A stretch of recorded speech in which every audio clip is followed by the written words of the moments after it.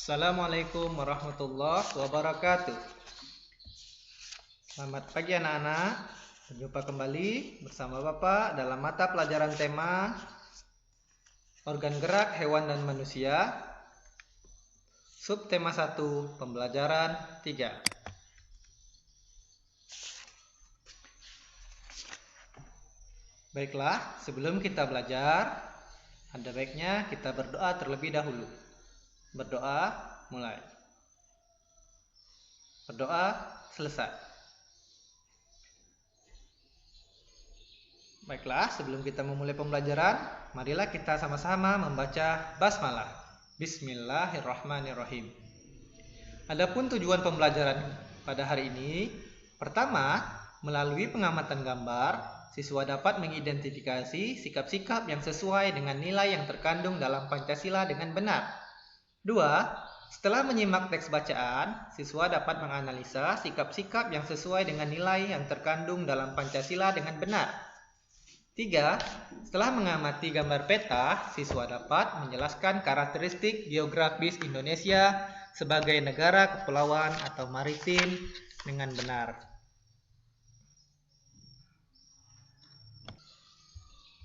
Baiklah anak-anak, buka bukunya halaman 20. Masih ingatkah kalian tentang Edo dan Pak Rudi? Edo yang sangat sekali menyukai kelinci. Selesai bermain, Pak Rudi mengajak Edo mengumpulkan air seni kelinci. Air seni kelinci tersebut oleh Pak Rudi disalurkan melalui saluran-saluran air dan dikumpulkan ke dalam satu wadah penampungan. Ih, bau sekali Pak, kata Edo. Benar Edo, meskipun bau, tetapi air seni kelinci ini sangat baik digunakan sebagai bahan pupuk cair organik untuk tanaman. Sayuran akan tumbuh dengan subur, tanaman buah akan cepat berbuah, dan tanaman bunga akan cepat berbunga, jawab Pak Rudi. Tiba-tiba Pak Eko datang ke kandang kelinci. Pak Eko meminta air seni kelinci milik Pak Rudi untuk memupuk sayuran di belakang rumahnya. Dengan ikhlas, Pak Rudi pun memberikan sebagian air seni kelinci tersebut kepada Pak Eko. Tanya Edo, Pak, kenapa air seni kelinci itu diberikan kepada Pak Eko? Kan sayang Pak. Iya, tidak apa-apa Edo, kita harus saling membantu. Jika ada orang yang membutuhkan bantuan, kita harus secara ikhlas dan sukarela memberikan bantuan, karena kita makhluk sosial. Artinya, tidak dapat hidup sendiri dan membutuhkan bantuan orang lain, jawab Pak Rudi. Dan ingat, saling membantu dan tolong-menolong adalah bentuk dari pengamalan sila Pancasila juga loh, tambah Pak Rudi. Benar sekali Pak, jika tidak salah, sila kemanusiaan yang adil dan beradab.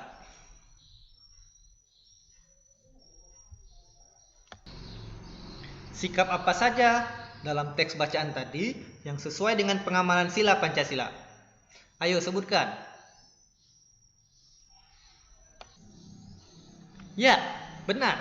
Tolong, menolong.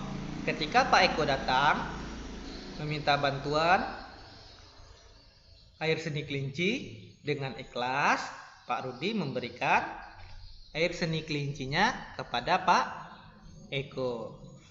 Salah satu bentuk pengamalan Pancasila. Baiklah, untuk lebih memahami materi pelajaran pada hari ini, marilah kita ikuti pelajaran selanjutnya. Nilai-nilai Pancasila. Pancasila merupakan dasar negara dan pandangan hidup bangsa Indonesia yang di dalamnya terkandung nilai-nilai pokok. Nilai-nilai tersebut dijadikan landasan pokok bagi setiap penyelenggaraan tata negara dan kehidupan rakyat Indonesia.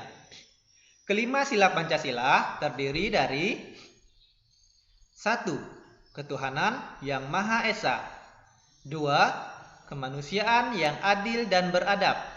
3. Persatuan Indonesia, kerakyatan yang dipimpin oleh hikmat kebijaksanaan dalam permusyawaratan perwakilan.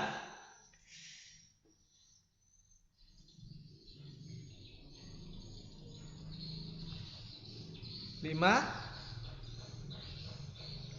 Keadilan sosial bagi seluruh rakyat Indonesia. Kapan kita sering baca ini? Baca Pancasila? Ya, benar, pada saat upacara bendera. Sila pertama, nilai ketuhanan. Sila pertama Pancasila, ketuhanan yang Maha Esa, mengandung arti bahwa adanya pengakuan dan keyakinan bangsa terhadap adanya Tuhan yang Maha Esa sebagai pencipta dan pengatur alam semesta. Nilai ketuhanan memiliki arti bahwa adanya pengakuan akan kebebasan untuk memeluk agama, menghormati kemerdekaan beragama, tidak ada paksaan, serta tidak membeda-bedakan antar umat beragama. Negara menjamin setiap penduduk untuk beribadah menurut agama dan kepercayaan masing-masing. Sila kedua. Adapun yang terdapat pada sila kedua yaitu nilai kemanusiaan. Nilai kemanusiaan yang adil dan beradab mengandung arti bahwa setiap manusia wajib diperlakukan sesuai dengan harkat, derajat, dan martabatnya sebagai makhluk Tuhan. Setiap manusia harus saling menghargai hak dan kewajiban manusia lainnya. Penerapan nilai-nilai dalam kehidupan sehari-hari adalah dengan mengembangkan rasa saling mencintai sesama manusia, sikap tenggang rasa, menjunjung tinggi nilai-nilai kemanusiaan, gemar melakukan kegiatan kemanusiaan, serta berani menegakkan kebenaran. Sila ketiga, nilai persatuan. Indonesia memiliki semboyan Bhinneka Tunggal Ika. Masih ingat apa artinya? Ya, berbeda-beda, tetapi tetap satu jua. Nilai persatuan Indonesia mengandung nilai saling mengakui dan menghargai keanekaragaman di Indonesia. Sila ketiga Pancasila juga mengandung makna bahwa seluruh rakyat Indonesia harus siap serta rela berkorban dalam membela kehormatan bangsa dan negara. Siap bela negara? Iya, harus siap. Sila keempat, nilai kerakyatan. Nilai kerakyatan yang dipimpin oleh hikmat kebijaksanaan dalam permusyawaratan perwakilan memiliki makna bahwa di Indonesia menjunjung tinggi demokrasi yang mengedepankan suara rakyat. Pengambilan keputusan dilakukan secara musyawarah untuk mufakat melalui lembaga-lembaga perwakilan. Sila keempat ini mengedepankan nilai kebersamaan dan kekeluargaan. Nilai keadilan.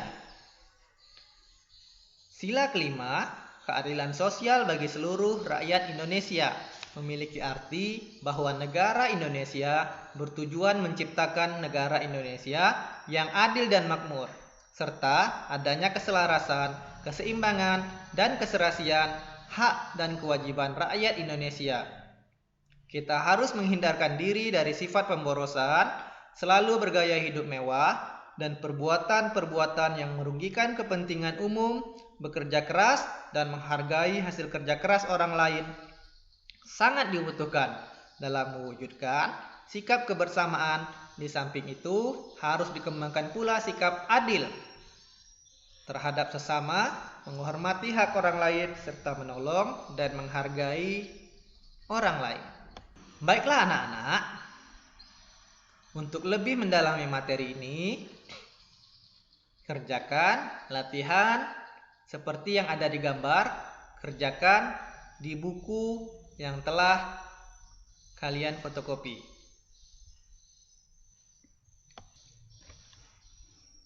Selamat mengerjakan ya. Ingat, Pancasila adalah dasar negara Indonesia. Baiklah, selanjutnya kita akan mempelajari tentang peta kondisi geografis negara Indonesia. Simaklah penjelasan berikut ini.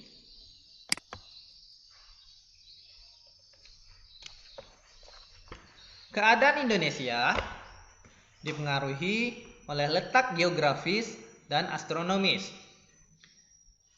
Letak geografis adalah letak suatu wilayah yang dilihat dari kenyataannya di permukaan bumi.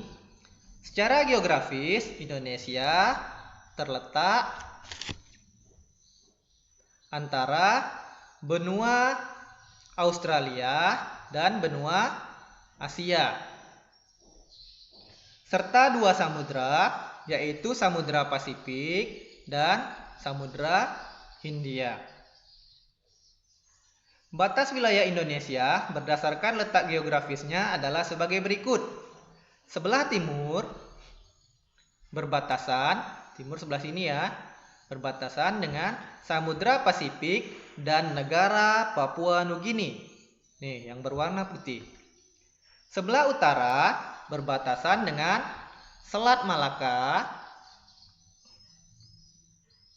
Laut Andaman,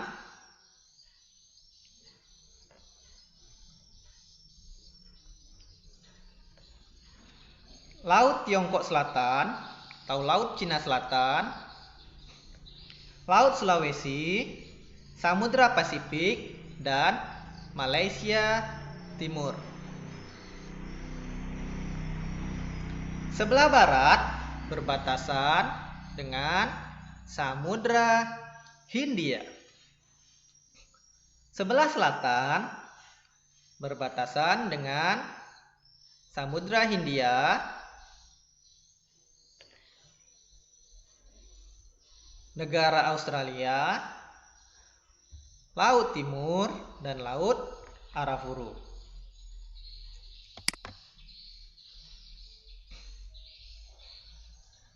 Secara astronomis,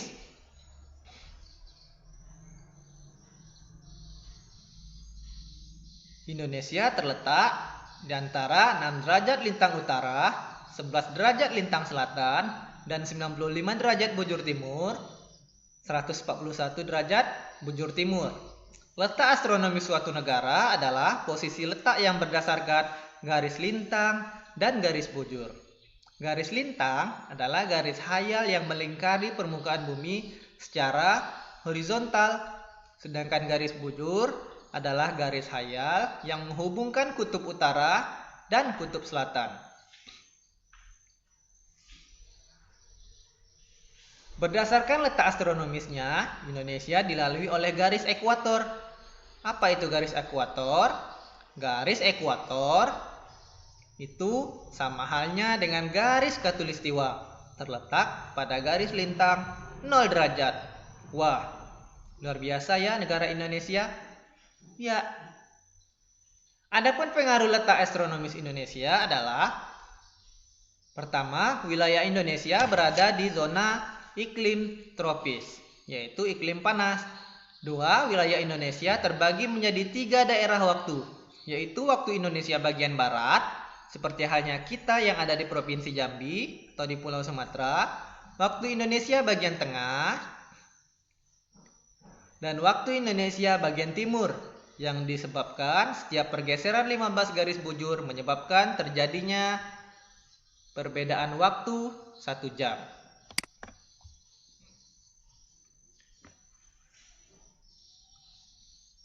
Setelah penjelasan Bapak tadi, carilah, kemudian tulislah tentang letak, luas, dan batas-batas wilayah Indonesia.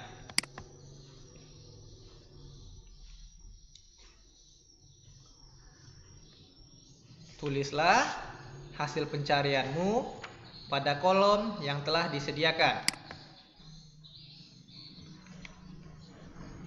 Baiklah, selanjutnya kalian harus mencoba menggambar peta wilayah tempat tinggal masing-masing. Tampilkanlah hal-hal berikut. Pertegas posisi rumahmu. 2. Batas-batas lorong atau RT, rumah, jalan, sungai, parit, atau aliran air. Minta bantu oleh orang tuamu. Terima kasih. Demikianlah pelajaran kita pada hari ini. Marilah kita tutup dengan mengucap hamdalah. Alhamdulillahirabbil alamin. Wassalamualaikum warahmatullahi wabarakatuh.